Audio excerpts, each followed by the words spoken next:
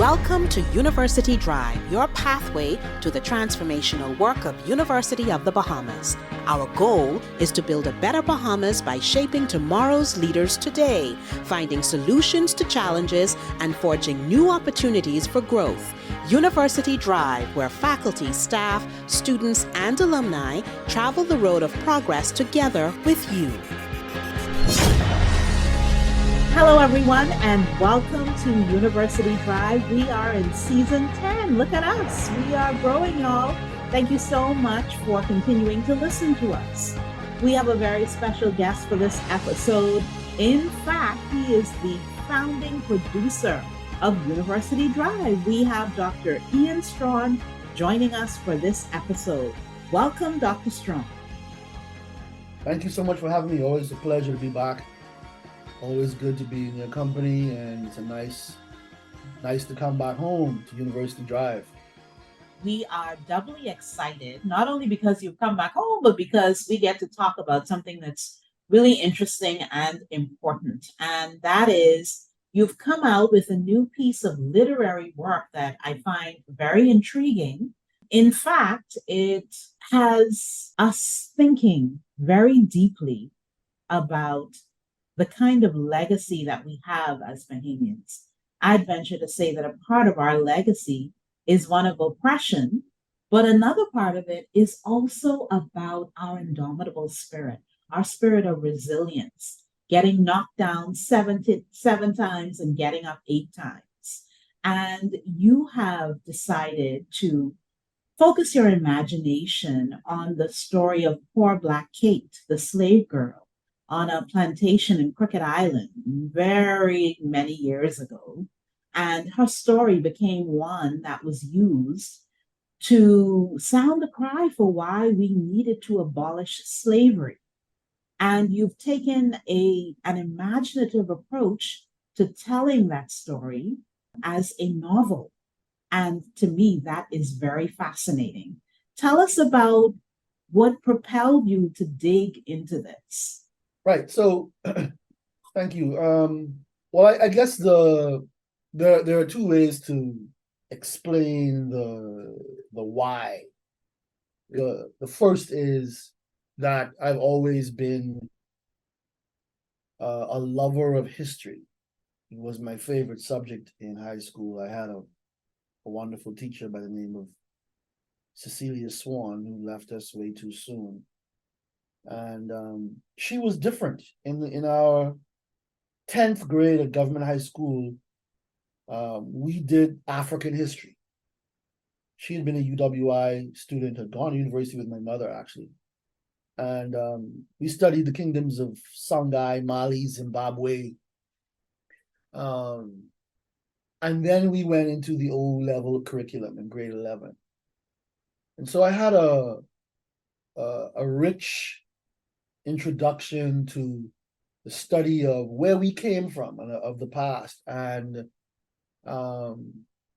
as a scholar, I always, gravitated towards wanting to understand our history, how we became the society we became, the acts, the choices, the decisions, the movements that shaped us.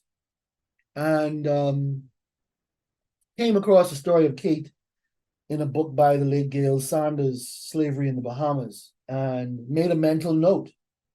And it was of personal interest to me because I am actually a descendant of the Moss slaves. My mother's family, the Moss side, is from Crooked Island. She's also descended from Hannah's of Acklands. And so this happened on the Moss plantation, which is around Landrill Point in Crooked Island. Happened in 1826. And I made a mental note that I wanted to explore this. I wanted to write about this. And then in 2008, I had the opportunity, 2007, 2008, to get a sabbatical to begin to work on it in earnest. And it's 15 years later now. We've finally been able to, to release the book. But it was important because it's my view that Bahamians have a skewed or rose-colored view of our past of slavery, if I could be so bold as to say rose-colored, in the sense that the general line, the orthodoxy is slavery wasn't that bad in the Bahamas, right? We, as compared to the larger islands where there was intense cultivation of sugarcane, like your Cuba, your Jamaica, your Haiti, your Puerto Rico, your Trinidad. And because we didn't have that economic drive, that intensity of labor, it is assumed that we didn't have brutality, that we didn't have dehumanization, that there wasn't much suffering. And archaeologically, people have been able to demonstrate, I believe, if I'm not mistaken, that the lifespan of slaves was longer in the Bahamas. So I don't wish to dispute the fact that there are significant differences and that the mortality was greater. We know that there were more, or at least very visible insurrections on those islands, even in Barbados. But we had our own. We had our own resistance, as you put it. But more importantly, slavery is slavery is slavery. In other words, you capture people from one place, you take away their God, you take away their names, you take away their clothing, you take away their family structure, you take away their language, you hold them captive, you take them across the Atlantic Ocean. They will never return to the place where they have been since the dawn of humanity, and you make them work for you for the rest of their lives. You hold them captive, and you hold their children captive, and you hold their children's children captive. And the usual things, confinement, whipping, were rape. These were all part of slavery in the Bahamas. We were property. And so I wanted to, this story was for me an opportunity to almost provide an intervention, to fill in a gap for our people where there's just this, to me, a cloudy place, an empty place. We don't understand. And you notice we don't actually recognize or preserve our slave plantations. We don't. They've all been overgrown with bush, most of them. And I actually went to Crooked Island to find this plantation site, deep into the woods. But for the most part, we don't see the monuments and recognize them as the markers and the symbols of our captivity and our oppression. Okay. So there's this disconnect.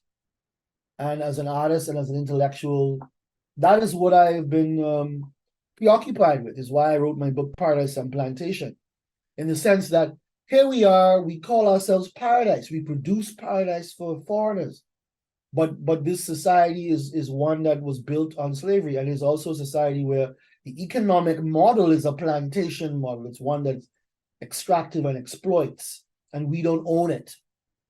No, there are no whips at the hotel. I get that. There are no chains.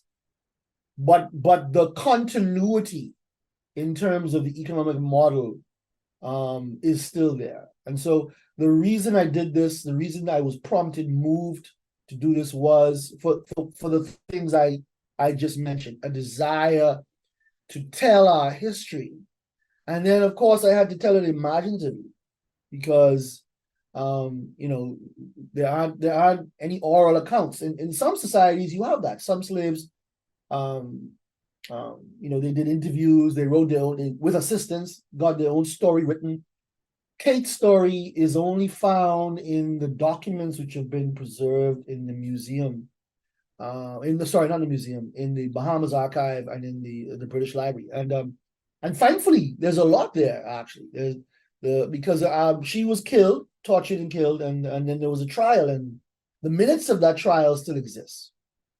The letters from, and I know I'm just talking a lot, I'm not letting you get in there, but the letters between the governor and the colonial secretary are still in existence. And so Those things allowed me to piece the story together. The other thing I would say, and just in terms of why do this, is as I think about it, as a writer, you have to ask yourself, what story do you have to tell? Why is it important to you? And why would it be important to others? And can you tell that story better than anyone else? And lastly, will it ever be told if you don't tell it? And so I felt a certain sense of purpose around this, to honor Kate and to tell her story. And it was hard to do it, and I put it down many times. That's why it took so long, because it was kicking my butt. But I'm very grateful that I was able to do this, and I hope and pray that I've done her story justice. Yeah. I am trying to reflect and process everything that you've said. You've said so much that gives context and helps us to think about this. You know, you say slavery, I say trauma. And sometimes Yes. trauma lingers and it festers. And a lot of times we're not aware that we are either being impacted of it, the product of it, and the extent to which it really helps to shape who we are, not in the defeatism of trauma, but maybe in the resilience and overcoming it and learning from it and giving voice to it, talking about it. And a part of talking about it is actually knowing about it and documenting it. And so there I see your work in the mix of all of that. No, I like that. I mean, I think it's important that you use that language, the language of trauma, which we relate now in our own moment to, around the harmful things that happen to us during our lives, usually through no fault of our own, right? Abuse, loss. We are part of a gigantic event like a Hurricane Dorian, or in some cases now you see people, huge forest fires or earthquakes, like the one that happened in Haiti. So we know that the trauma is this tremendous pain and psychic anguish that happen with something terrible happens to us that we can't control. Now think about that in your own life, because you cannot go through the journey of life and not experience trauma. Now multiply that by 15 million souls. All right. And you have a sense of the magnitude of what was done to Black people. Right. I often try to draw people to the way the Jews, 6 million Jews, perished and how they suffered, but also how they remember, how they refuse to forget, how they refuse to let anyone else forget. All right. So, but we seem to be wanting to forget our past, uncomfortable with it. We don't want to sit with it. And we certainly, in our tourist economy, where we are serving a majoritively white clientele, I suspect that there's a level of reticence, doubt, uncertainty about race relations, period, but the history of slavery, which is our history, right? So, these are monuments that we don't want to honor. And again, when you don't acknowledge something, you don't deal with something, it lingers, right? So if you don't deal with this history, then you have people who don't love themselves, who really believe white people are smarter than them, more beautiful than them, more ethical, more moral than them, more trustworthy than them, right? You grow up and you might believe that Black people really are lazy. There are so many ways that slavery is a legacy that is present in the moment, in the very moment. The things we say to each other, come from around with your Black self. That's a very interesting. Okay, you can just say go away, come from around with your Black self. So the very fact that you're Black is a part of the problem with you. It's why you disgust me. So yeah, we could say that even further, blacklisting. yeah. So the self-hate the inferiority complexes, the self-sabotage. This is all a legacy of slavery. But you're also right. I didn't want to write a story that was just going to be a downer. I didn't want to write a story that would just be about defeat. I didn't want to write a story that just make everybody sad, right? I wanted to write a story that yet could inspire people. And I believe, I certainly hope, that is what Blind Days does. Because in essence, what you have is you have a slave girl who stands up to the powerful, who stands up to her owner and her master and her mistress, and refuses to back down. Refuses to back down, and she pays for that. But look at what happens as a consequence. They confine her, they put her in stocks, they put her in a barn, they basically imprison her because she refuses to obey them. But in the end, they are the ones in prison. So this girl pulls down the whole plantation system through her one amazing act of refusing to obey. She didn't use a gun, she didn't use a torch, she didn't use poison, she didn't set anything on fire. She just said, this is my body, and I will do with it what I wish, and I will not do what you wish with this body. And she takes on the whole establishment. She does. A young girl.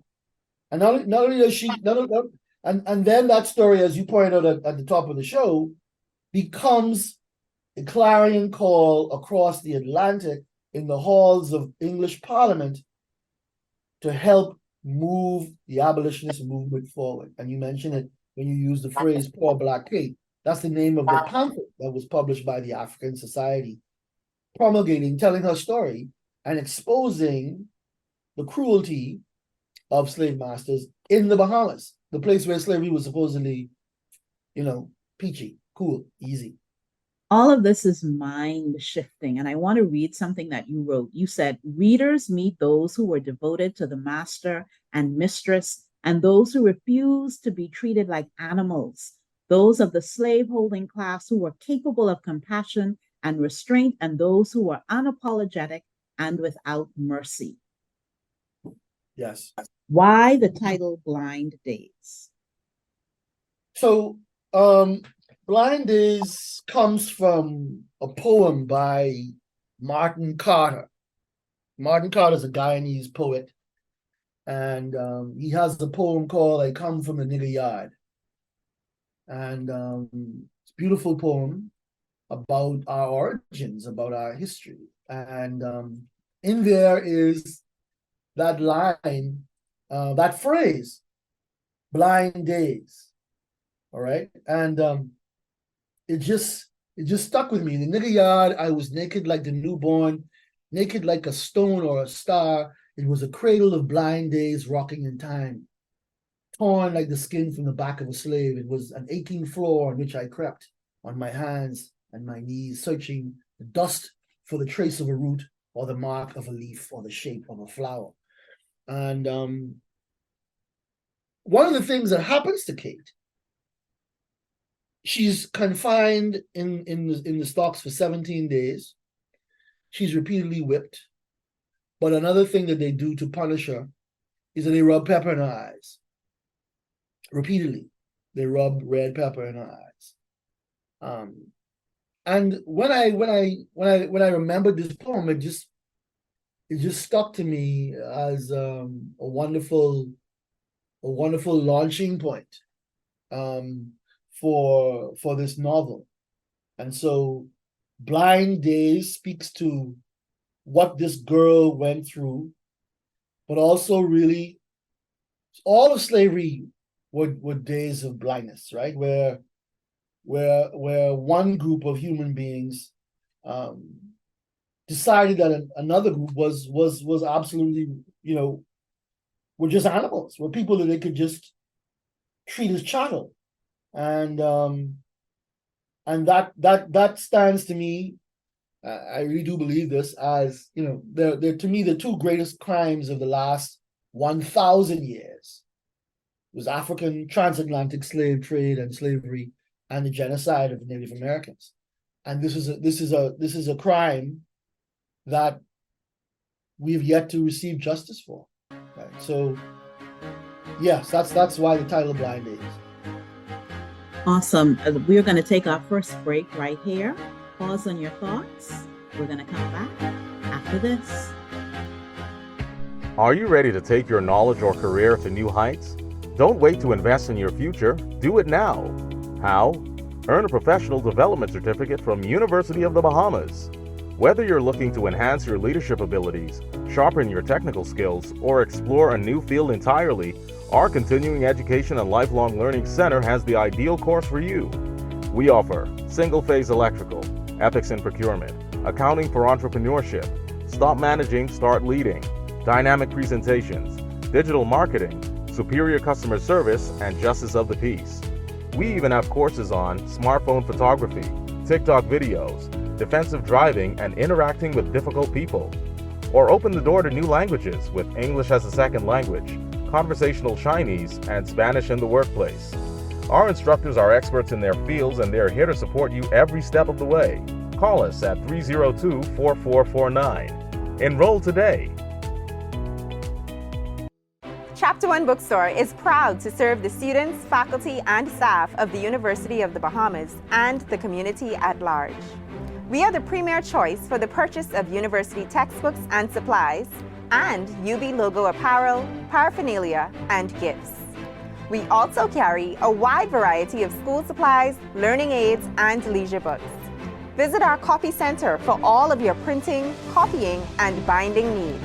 Chapter One Bookstore is located on the ground floor of the Michael H. Eldon Complex on University Drive. Shop with us on Monday through Saturday.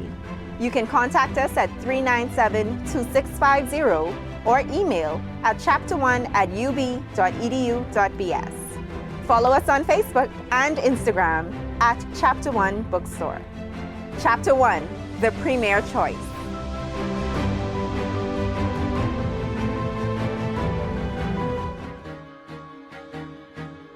Hello, everyone. Welcome back to University Drive. We have as our guest Dr. Ian Strachan. He's talking about Blind Days, and it is a novel that he wrote about the story of Kate Moss, the slave girl at the plantation in Crooked Island in 1826, who was tortured and eventually died.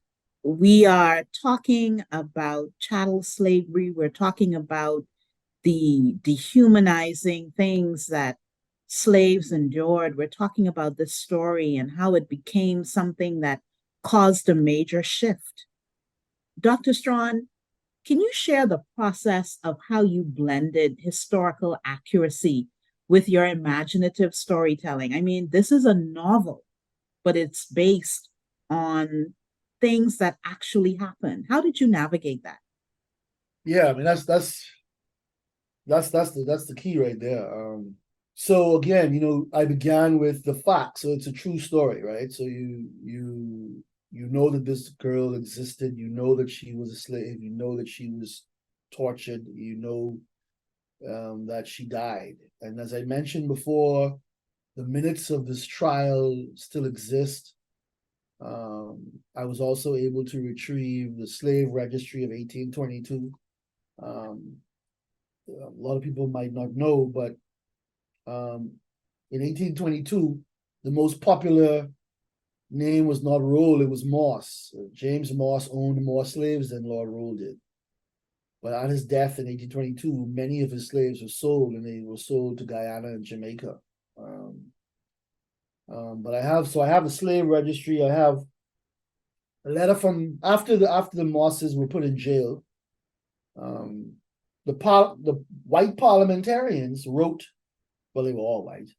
Parliamentarians wrote a letter to the governor requesting that they would be released, and there were other types of correspondence. In fact, including a letter written by Henry and Helen Moss while they were in prison, writing the I can't remember if it was the governor or the colonial secretary, were requesting mercy. So how did I do it? I am first and foremost, I think, a playwright and a poet. And so fiction is something that I have found a challenge. But one good thing about being a playwright and trying to do this is that voices come to you easily. And so I had to use my imagination to recreate a world that I had never seen or lived in. And so I had to imagine what life on a plantation in Crooked Island would be like. And like any writer, you want to write what you know. And so I guess I'd lived long enough and worked long enough to have a sense of what, and done enough reading and so on, to have a sense of what the days would be like and what people would task. She was a house slave, so she worked in the house of Henry and Helen Moss, not in the fields. And so I could imagine the types of chores that they would do on a daily basis, etc. But the key was, how do I integrate these historical texts with my own imaginative recreation of these people? I had to create characters. I would lift names from the slave register and say, I think this person will be, will work in the house as well, and this one, right? So, and the problem became, because I wanted to use the historical documents, but the language is very, it's arcane language. It's over 100 years old, so there are words today's readers never see anywhere. Even with a PhD in English, I never saw some of these words. I had no idea what they meant, and I had to go look them up and all the rest of it. So I'm like, how do I pare this down? And then there were documents I wish I had that I couldn't have. Like, for instance, there's a trial, but I don't have the closing argument of either the prosecution or the defense. So in any event, the key was to fill in the gaps, read between the lines. And another thing was, Black people aren't allowed to testify in court in 1827, 1826. We aren't allowed to give testimony. So you're only really hearing from the slave-owning class, and most of the witnesses are people who are their friends, come to vouch for how wonderful they treat their slaves, how decent they are, how merciful, how, one person says, this whip is a mild instrument. Okay? All these Black people, these Africans, there's real pepper in their churn eye. It's no big deal. So there were those types of things that were being said in the court. I wanted to use that, but I also wanted to accept the fact that, or remember the fact that they're lying. They're lying, right? They're lying. And so what stands as the actual official record? How much of it is really true? How much of it is really true? And so I end up writing the story in a way that things happen, but some things happen in a way that's totally opposite to what the testimony in the court says. And so the reader will have quite a challenge as the book goes on, trying to figure out what's the historical record and what did Strachan make up, right? Strachan, you are reading these records and you're reading these untruths, right? Yeah. What kind of emotions did that stir within you? Oh, anger. And how did you constrain those emotions so that you could be true to what you were writing? Or maybe you left them unbridled. I don't know. Okay, so you want to let, I think you want to let the testimony speak for itself. And what I stumbled upon, really, because I struggled for a long time and had people read it, and I want to give credit to a former colleague of mine at the university, Micheline Adams, Trinidadian writer and scholar who helped me, read the script and gave me wonderful feedback. Emil Hunt, Keith Russell, Michael Stevenson, and Nicolette Bethel. What I ended up doing was,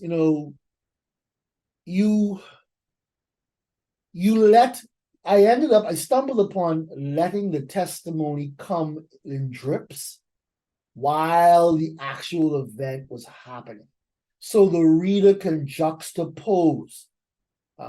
Here in this page, they are whipping this girl mercilessly.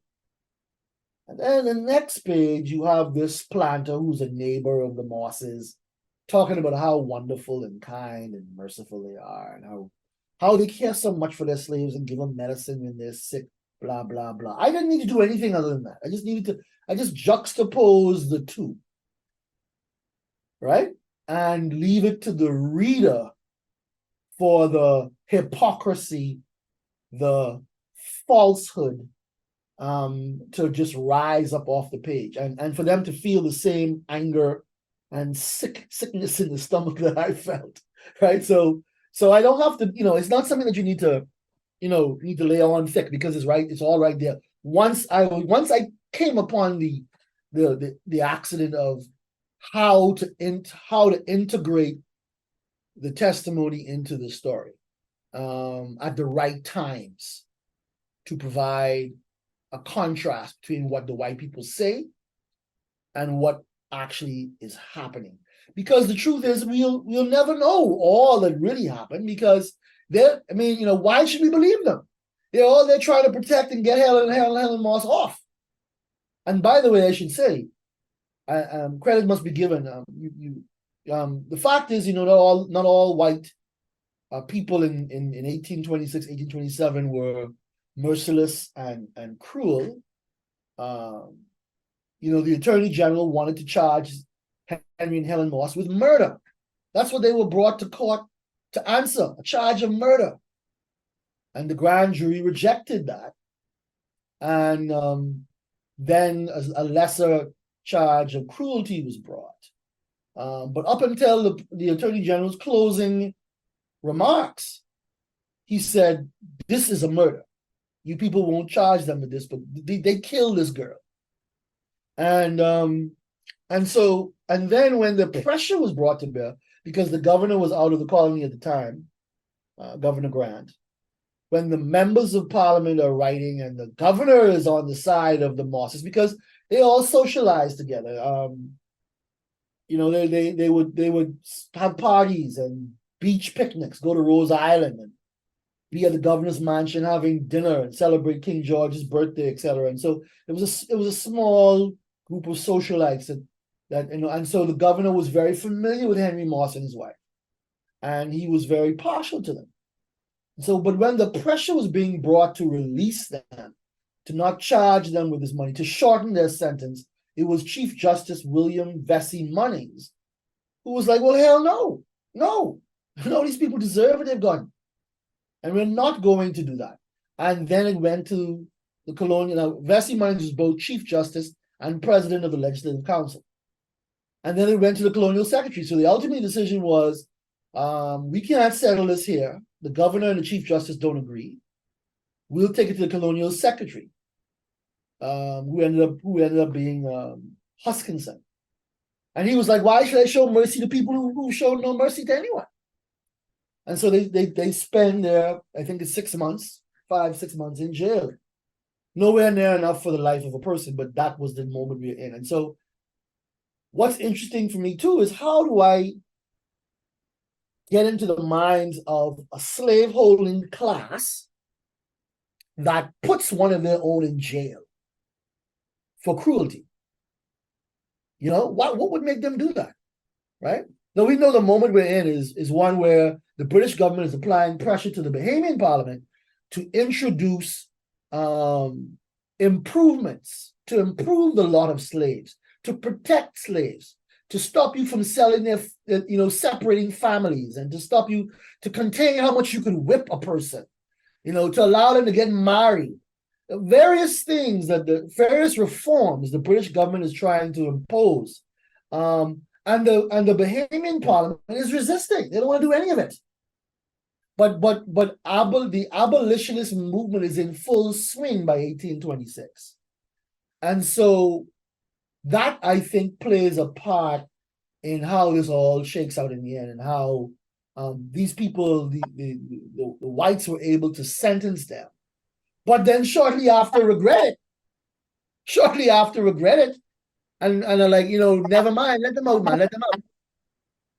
I could just hear the complexities of the power dynamics and all of the human behavior.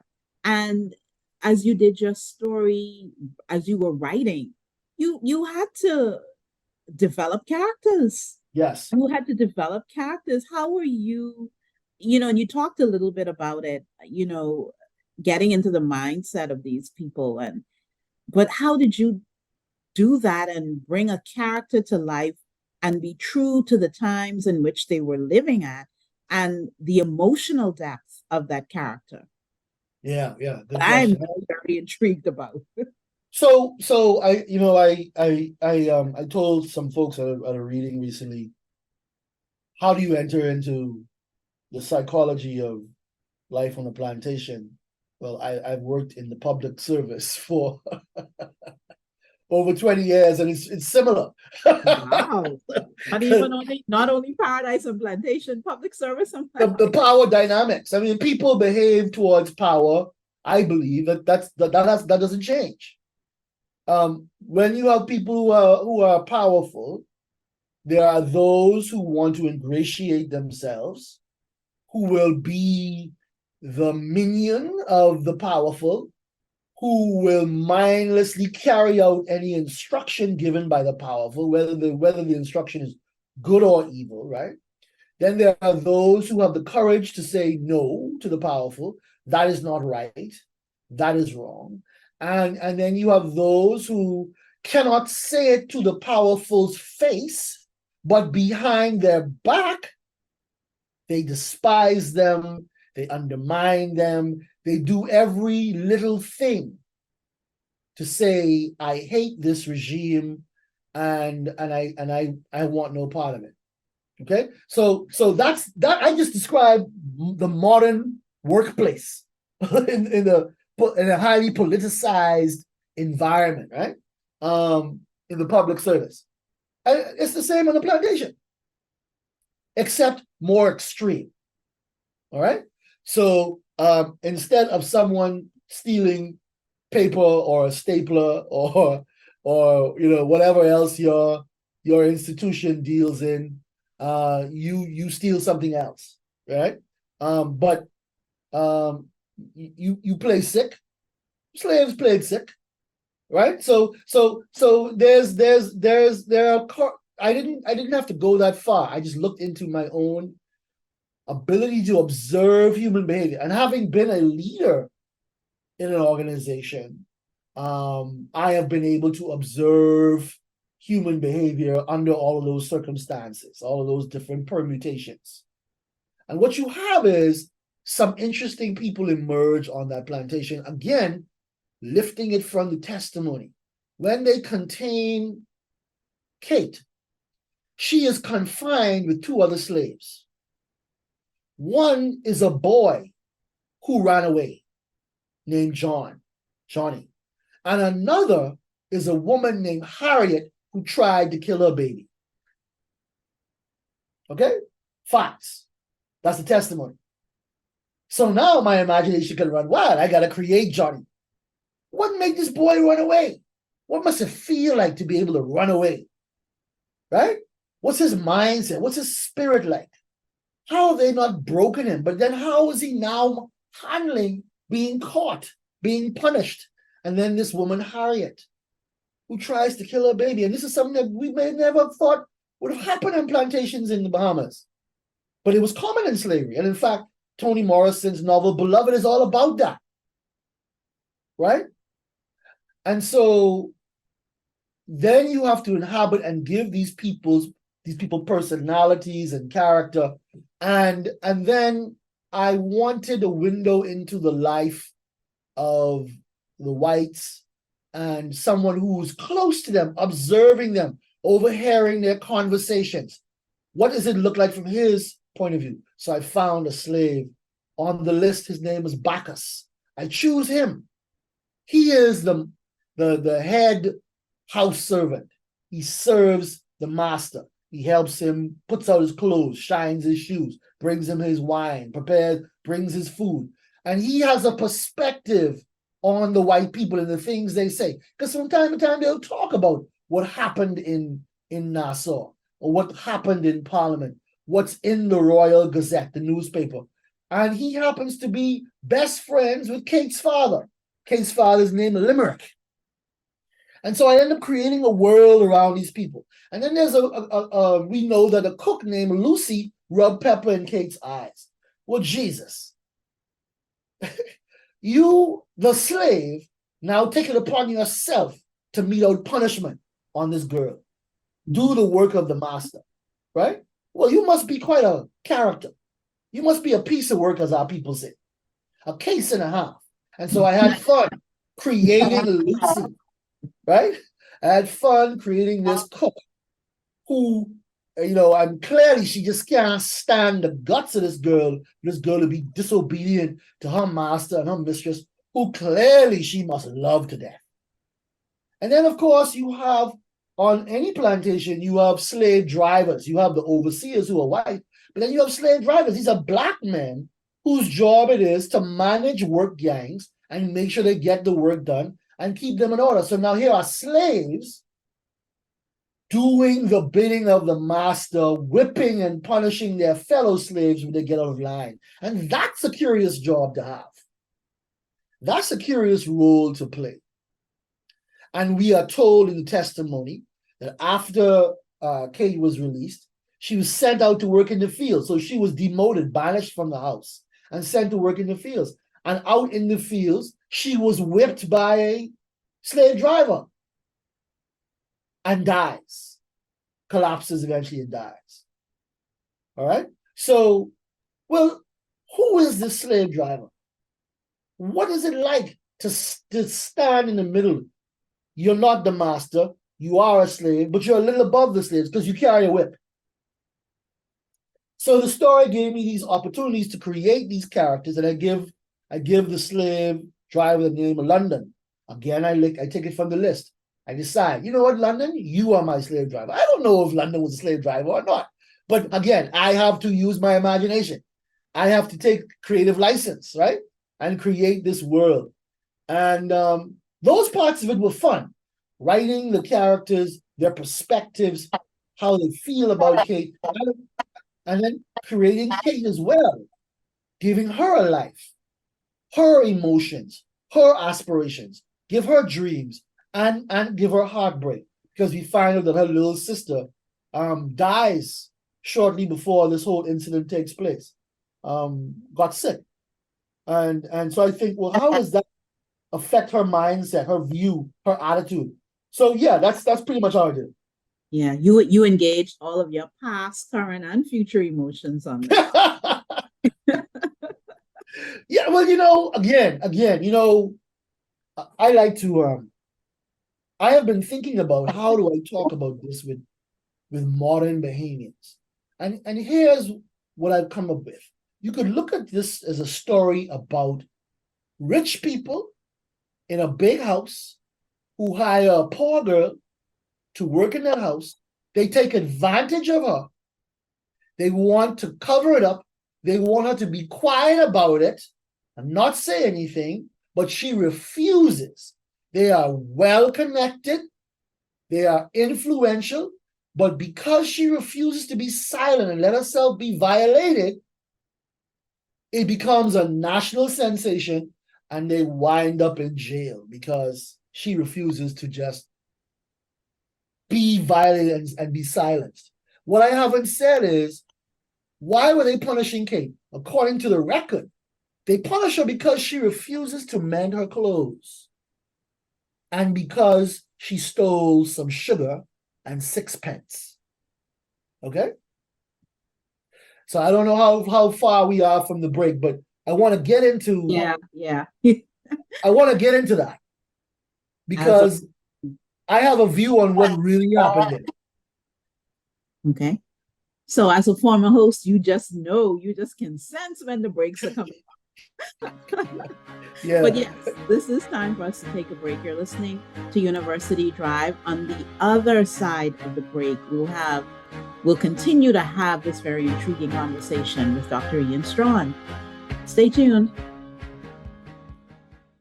Are you ready to take your knowledge or career to new heights? Don't wait to invest in your future. Do it now. How? Earn a professional development certificate from University of the Bahamas.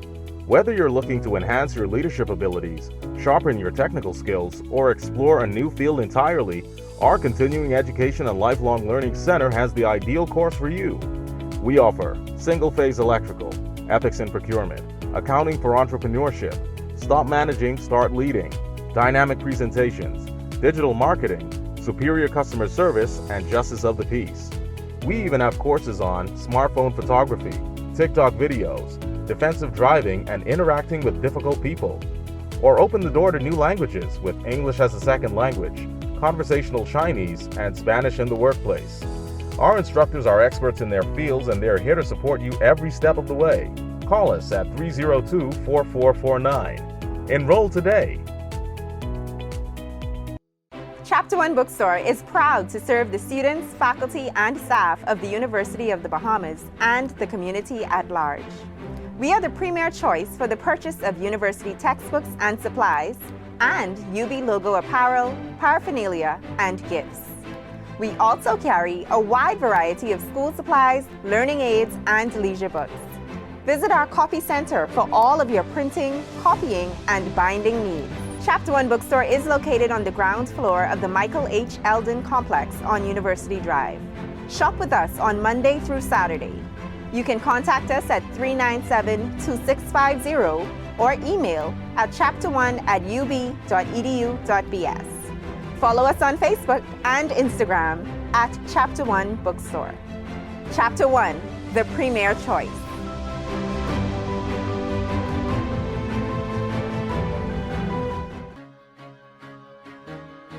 Welcome back to University Drive. Our guest is Dr. Ian Strachan. We're talking about his novel on Kate Moss and what happened to her all the way back in 1826 and what it sparked. And we were just about to get into what Kate, the slave girl, was accused of that got her into hot water, that led eventually to her death. Right. So this doesn't add up to me. You steal some sugar. You steal 6 pence. You won't mend your clothes. And for this, they put you in stocks. I don't know if people know what stocks are. Your hand and your head are put into this wooden contraption. And you can't sit, you can't lay down. And they put her in that for 17 days. And they whip her repeatedly.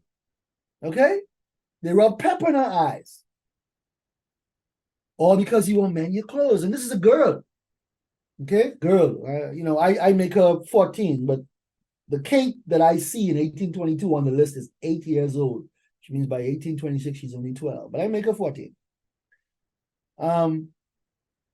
What happened here that would cause such a violent reaction to a domestic slave? She wasn't trying to start an insurrection. She just refused to mend her clothes. And so what I conclude is that she was raped. She was raped by this man. And this explains for me the over-the-top reaction of his wife, the over-the-top reaction of Henry himself, of the cook, and all the others who beat this woman. She's beaten by about 6 or 7 different people, including her father. What if she is raped? Now this makes sense to me. She won't mend her clothes. And they tell her at one point, if you will just mend your clothes, we'll let you loose. And she refuses. And she says, I don't care what you do to me.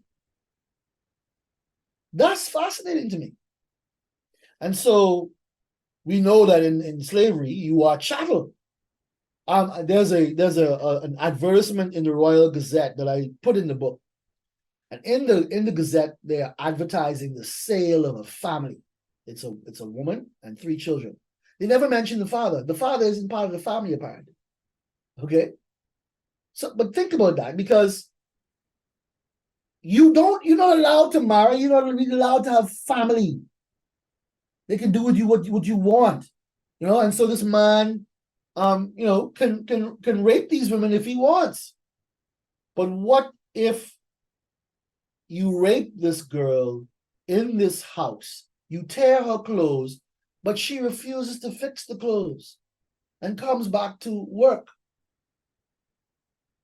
And that is basically what I decided to do with this story. She refuses to go along with the I guess you could call it the lie that nothing happened. And she forces the mistress and the master to deal with the consequences of what they did. And it brings the whole plantation, to a standstill. That this girl refuses. And in the novel, the mistress, who tore your clothes? And she asks her over and over again. And she never changes her story. Boss man tear my clothes, right? So, and that is what is at the heart of this, is first the crime of rape happening in the context of the greater crime of the captivity and exploitation of a people. And her refusal to mend her clothes was her stand. It was her defiance. It was her way of mounting an insurrection. That's correct. And Again, she didn't need the strongest person physically on the plantation. Yeah. She didn't need to. Right? Simply by insisting on her own dignity and insisting on her truth and being seen as someone who was violated, she turned the thing upside down. Right? And she was not afraid to die. Which is the essence of how, I hate to say it, it's how great things get done. When Bahamians in 1958 stopped working, as my late colleague Felix Bethel said, when they refused to work, they decided they would not eat. And when they decided they would not eat, they decided they were prepared to die. That's what a general strike was. We will not work. Right? That's what Burma Road was. You will not get away with not paying us what we deserve. Right? That is what Martin Luther King stood for. He said, if you can't find something to die for, you ain't really living. So this woman, Kate, is a hero. She is a national hero. And speeches were referencing her in the House of Parliament years after her death. And she helped bring the momentum of reform and change. She didn't live to see it, but those who were around and who cared about her did live to see it. And so the story is not just one of tragedy or suffering and loss. It is also about great heroism and the power of a single decision not to be made invisible, not to be silenced, not to let those who have hurt you get away with it. I want to add to that bravery and courage in one so young, coming up against the cruelty, the animalistic natures, and the disgustingness of people who were 2 and 3 times her age. Black and white. Black and white. Yeah. That must be something to see in a fictional representation, all made by Dr. Ian Strachan. What do you want readers of this novel to feel and to do at the end of it? Wow. I mean, I remember being a boy and watching Roots, right? And it was transformational. Transformational for me. It left an indelible impression on my young mind. Watching a white man whip a slave and saying, your name is Toby. And he says, no, my name is Kunta Kinte. Right? That dramatization of what happened to millions of us changed my life, changed my perspective. gave me a consciousness, of who I am, of how I got here, and of the price my ancestors paid. But not only that, of my inheritance and of my obligation. And I am not a person who, how can I put this? I believe in, in the human family. I do. I believe God loves us all, and white, black, yellow, red doesn't. I get that. But fundamentally, in 2023, I am a Black man, an African, in a world where Blacks and Africans are probably the least valued people on the planet. I think the Native Americans would argue that they have us beat. I can accept that. Today, Black people are not valued as they should. Today, they are exploited. Today, they are violently and arbitrarily killed and confined and jailed and sentenced. Today, they are denied their rights. Today, right? Not 1826, 2023. And so my hope is that this book would awaken a consciousness in those who need it. That it would fill a gap, as I started out early, talking about the void. And I think it's personal for me, holding up. I grew up in a broken home. I didn't know my father. I feel like I met him for the first time when I was 8 years old. I had no memories of him before that. There are all of these things about my own childhood past and my family history that are just blanks. And it made me someone who was a collector, someone who hoards information and wants to know how things. When my first son was born, I bought the newspaper and put it in plastic. I still have the newspaper from 2005. This is what happened in the world the day you were born. I don't want my children to not know where they come from, to not have answers, to not know one side of their family because daddy and mommy broke up. So it is important to me on a personal level to know the past, to have answers to the questions. And I certainly hope that this will help answer some questions for people about who we are, what we went through, how we struggled. And don't think for a minute that we were just passive victims, not fighting back. Bob Marley has a song, Buffalo Soldier, right? Stolen from Africa, brought to America, fighting on arrival, fighting for survival. And that's what we were. We have always been fighting. And we're still fighting. And we can't stop fighting. And the most important thing is, even if you know you cannot win, still fight. Still fight. Because no one can take your dignity from you. And though you lose, you may allow others who come behind you to win. Right? And so this girl knew she couldn't win, but she still fought. And we as Bahamians need to rediscover that, in my opinion. Rediscover that. We're afraid, we're passive, we're lazy, we're selfish and self-involved, and we are not stepping up to fight for our country and for our children. What we are prepared to do is let them get on the plane and go and don't come back. While others will come and enjoy our country. And Pinland said, if you're not prepared to fight for your country, you don't deserve to have it. That's still true today. And that's what I hope they'll get from me.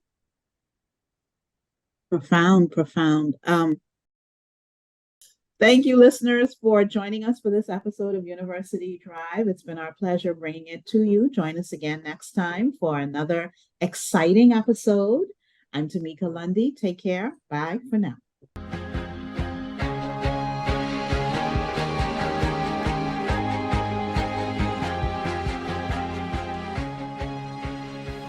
University Drive is a production of the Office of University Relations at University of the Bahamas.